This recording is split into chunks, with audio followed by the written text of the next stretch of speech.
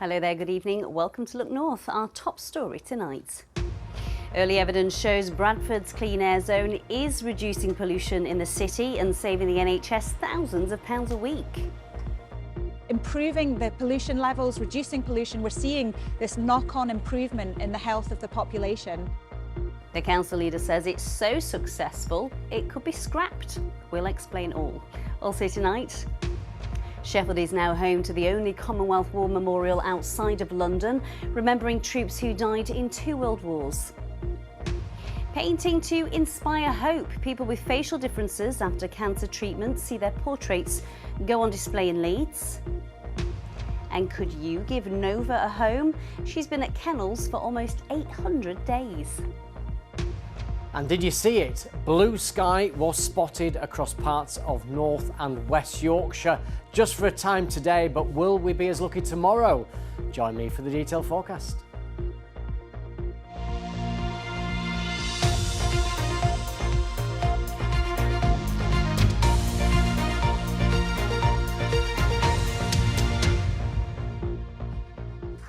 Hello there, you're joining us on Wednesday's programme. We start with some good news tonight for a change. A study into Bradford's clean air zone has found early evidence of improvements in public health that could be saving the NHS £30,000 a month. Now, the zone was launched back in 2022 as part of a wider clean air plan for Bradford. Commercial vehicles which don't meet certain pollution standards have to pay to drive into parts of the city. The zone has raised over £17 million in payments and fines. And the council says the city's hybrid fleet of taxis is now the cleanest in the country, with more than 700 that are fully electric. So research by Born in Bradford has now observed the improvements in both respiratory and cardiovascular health. That's 1 year after the zone launched. The report authors have described these interim results as encouraging, but say it'll take another 2 years to complete the study. Our health correspondent Jamie Coulson reports. You're going to sit up nice and straight, and then you're going to breathe out. For asthma patients like David Rhodes, spikes in air pollution can bring on worrying symptoms like breathlessness and fatigue.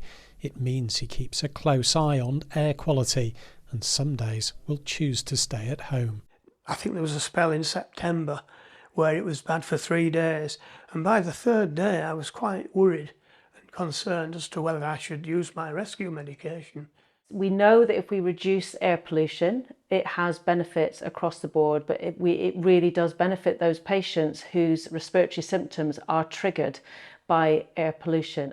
Now, the early findings of new research suggest the number of people seeking help from their GP for respiratory or cardiovascular problems has been falling since the introduction of measures in Bradford to improve air quality.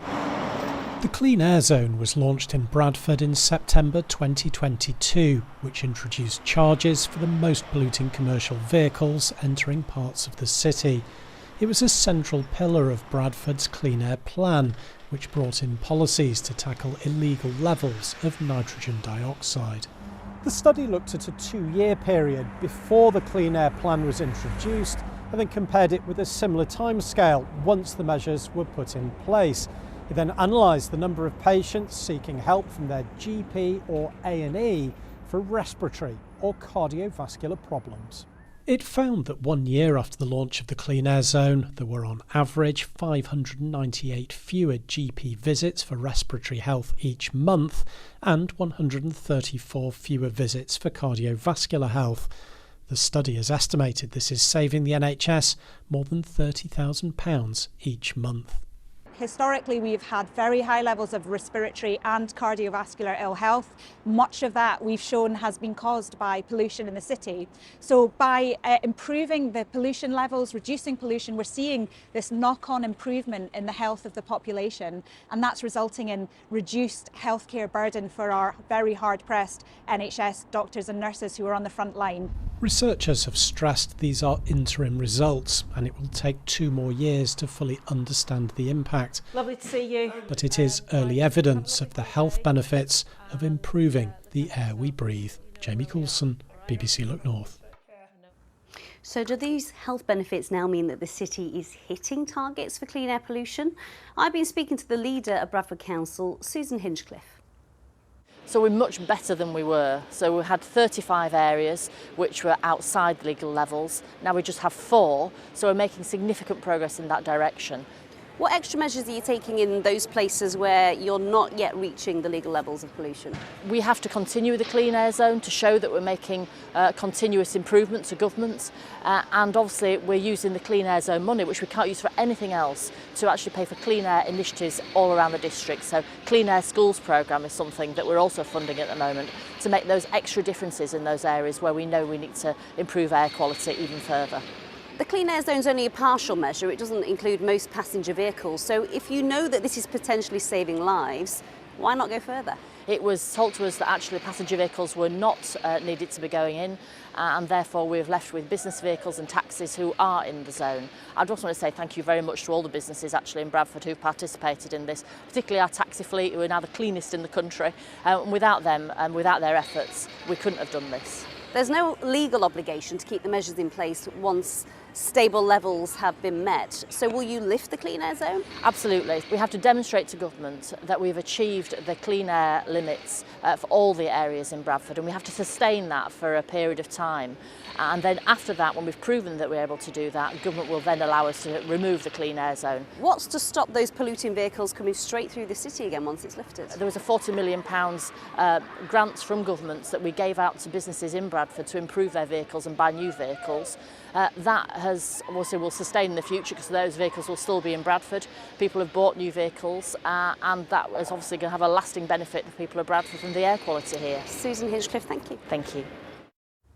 Next tonight, a college in West Yorkshire has responded after being told by a coroner that they should take action following the death of one of their students. 17-year-old Henry Grierson from Brickhouse took his own life in April. He had ADHD and had been self-medicating. Following an incident, he'd been excluded from Huddersfield New College, where his family say he'd been let down. A spokesperson said the college had reviewed how difficult communication was shared with students and have strengthened their process in working with families. A man who armed rioters with debris that was used to attack police at a hotel housing asylum seekers in South Yorkshire has been jailed. 38-year-old Jake Turton from Dartfield in Barnsley parked near the Holiday Inn Express in Manvers on the 4th of August with panels of wood later hurled at police officers and used to fuel fires. He admitted violent disorder and was sentenced to 2 years and 3 months in prison. Almost 500 jobs are being lost at the head office of Leeds-based Asda. 475 posts are closing at the offices in Leeds and Leicestershire. It comes just weeks after former M&S boss Stuart Rose temporarily took over running the chain. Now, a number of bus routes in West Yorkshire are to be dropped because of a shortage of drivers. Arriva said it will not bid again for some local authority contracts when they expire in February, including routes in Wakefield. It admitted it had struggled to deliver reliable services in Yorkshire and has apologised to passengers for the service. Now, Bradford is home to only one Commonwealth War memorial outside of London. Unveiled today at a ceremony, the new memorial recognises the contribution that troops from across the Commonwealth who fought in World War I and World War II have made. It's made from Yorkshire stone. It's been placed in the city's Memorial Garden, and Hannah Gray went to the unveiling and met 2 veterans over the age of 100. 2, 3. A momentous moment for Bradford. This is the first Commonwealth War Memorial outside of London. It's a place to recognise and remember the sacrifices of troops from Commonwealth nations who contributed to the UK's war efforts. Well, people don't really know about them. If children don't know, I think it should be taught at schools. The memorial is made from Yorkshire stone and was unveiled this afternoon in the Memorial Gardens in the centre of the city. It comes after a report by the Commonwealth War Graves Commission, which found hundreds of thousands of black and Asian troops had not been commemorated in the same way as their white comrades. Well, my dad is Jamaican. When he was 21 years old, he decided to leave his office job and volunteer to come over to assist with the war effort in 1944. People have a better understanding of all the contributions that people made from other countries, so that we don't feel that it's like purely a white British thing that we're remembering every November the 11th, that we're remembering everybody who made a contribution. Mirza was 17 when he joined the Indian Army. He served in World War II in Norway, Germany, Burma and Japan. He then served in the Pakistan Army. In 1969, he moved to Bradford to help with rebuilding efforts. He's now 102. My father has grandchildren and great-grandchildren, and he's worried about people not knowing the history. Because if you don't know your history, you either mislead people or get misled. So I think the memorial will serve as a reminder of their contribution, their sacrifices. The men are as tough as the mules, fighters from the Punjab and the northwest frontier, men who have spent their lives in the open, commanded by British officers of the Indian Army. The unsung war heroes of the Commonwealth include men and women from the Pacific, the Caribbean, Africa, India and Canada. People of a variety of faiths and cultural backgrounds all put their lives on the line. Over the weekend ahead, people will mark Remembrance Day. Here in next year's City of Culture, these people want to make sure that no one is forgotten. Hannah Gray, BBC Look North, Bradford. No prizes for guessing what we're talking about next. It has been called the most dramatic comeback in American political history. I'm sure you've heard by now that Donald Trump is set to become the US president once again, making an historic return to the White House. So what do Americans living in Yorkshire and students focusing on American history make of it all? Mark Ansell has been to York St John University to find out. Yes, welcome to York St John University and the cafe here at the Students' Union building. Now, there's one subject that's been discussed tonight, and that is the US presidential election result. Let's have a chat with a few people who know a lot about this. First of all, Danielle, you're from the States. Tell me, were you shocked by the result overnight that Donald Trump has been re-elected as president? I was absolutely shocked. I am from quite a conservative state, from St. Louis, Missouri, but I was really hoping that the tide would change and that the minority voices would be more heard and come out, and that didn't play out that way, and I'm quite surprised, actually. Let's get another voice on this. This is James, your husband, who is an academic, a professor of American history. You're British, but you know a lot about this. Why do you think Donald Trump has been elected as president? I think Donald Trump has been elected because the Democrats simply forgot how to campaign to their core traditional base, their voters. They forgot how to communicate to the heartlands of America, how to speak to blue-collar workers. So there's been a massive realignment, which they had not really picked up on in American politics. Trump understood that maybe actually the blue collars, what we would call the working class, that maybe they are actually perhaps maybe socially kind of conservative, economically very liberal, want big government programs. So now I think the big divide in American politics is that if you are rural, if you're not college educated, if you're probably a man, then you're going to be a Republican. But now if you're educated, if you live in the urban areas, or a woman, you will be a Democrat. Okay, thanks, James and Danielle. Let's have a chat with some of your students. Now, there's a real fascination with American politics, and these guys really represent that because they're doing a module on American history. So how late did you stay up following the elections last night? Pretty late, about 1 in the morning, and then sort of got up early to see the lay of the land, see how things were. And did you predict Donald Trump win? I thought it was going to, I didn't know who was going to win. I thought it was going to be a lot closer than what it actually turned out to be. There was a lot of talk about the red mirage, sort of when the rural areas, they have less sort of votes to count compared to the cities that are typically Democrat. What is it about American politics that fascinates you so much that you want to study it at university? I just think there's something in which we can sort of distance ourselves to it, but we can also relate to it as well. We kind of see that the Anglo-American relationships are really important, and a lot of like our pop culture is shared with America. So a lot of the music, like a lot of the films and shows we watch, are all kind of American. So it's really interesting kind of seeing how things evolve and like unfold. Good stuff. Thank you very much indeed. Well, discussions and conversations about the US election result for the new President Donald Trump will continue here at York St John University, despite the fact that this all happened thousands of miles away. Back to you. We'll be talking about it for a long time to come, won't we? Thank you, Mark. Let's turn to sport now. And in Sheffield, fans will be buoyed by the wins last night in the Championship. The Blades are up to second after a last-gasp victory at Bristol City. They came from behind to win 2-1 thanks to Ryan Wan's header. He came off the bench to level things out. Bristol City then went down to 10 men. And with seconds remaining, Harrison Burrows buried the winner in the 98th minute. Ooh, nice goal. At Hillsborough, Sheffield Wednesday had a comfortable 2-0 win over Norwich City. Josh Windus slotted in the first in the 12th minute, while the second came from Shea Charles' free kick, headed in by Dominic Iofa. Wednesday moved up 5 places in the Championship table to 13th. Now look at these incredible paintings. They're fabulous, aren't they? A group of people who all have facial differences as a result of cancer treatment are seeing their portraits go on display in public in Leeds.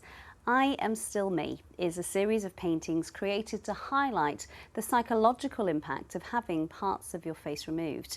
The organisers say they hope it will be thought-provoking and encourage debate. Nicola Rees reports. That one is fabulous because it's showing that I have still got a smile. I couldn't get a smile before because I had nothing to smile about. It's the first time Robin's seen his portraits on public display. At St James's Hospital in Leeds, he's meeting up with the artist who's helped tell his story. Thanks, you've got that wee cheeky face back. Could have took a few more wrinkles out, but no, absolutely stunning. Until recently, Robin struggled to look at his own reflection. After a skin cancer diagnosis in 2019, he lost his nose, eye and upper teeth. When you look in the mirror without the prosthetic on, you quickly want to cover it with the prosthetic now to be back to where people can see the person you are instead of the, for want of a better word, a freak, because that's how you feel. 15 patients have been involved in this project. They all wear facial prostheses after treatments for head and neck cancer. What a celebration. I know. A team of artists have painted their portraits to highlight the psychological impact of living with a facial difference. It's really been life-changing, the whole experience. He's an incredible man. He's an incredible person to paint. When he first walked in, he was all wrapped up and virtually disguised, really. Glasses, hat, mask. And he actually asked, is it okay if I take these off? I just thought, wow, you know, that's when it hit me, what his reality was. The exhibition's linked to a research project at the University of Leeds, which is looking at using 3D scans and artificial intelligence to improve facial prosthetics. Oh, it's absolutely phenomenal seeing this project come together and see it launch here in Leeds today. It's been a big collaborative project that we've worked together with artists, researchers, patients and public engagement practitioners to really tell the lived experiences of people who wear facial prostheses and share some of our science with the wider community. It does make me feel like I've got my face back when I look in the mirror, but I know underneath that isn't really me anymore. Trying to promote this to other people, you know, it's a good thing because we want to work towards acceptance and, you know, in the real world, we're not quite there yet. Although it's not perfect, this is my face and I will embrace what I have. And it's now up to others to embrace people like myself with prosthetics. The exhibition's called I'm Still Me, and it's a reminder that cancer has many faces. You can see it at the Bexley Wing until the end of January. Nicola Rees, BBC Look North, Leeds.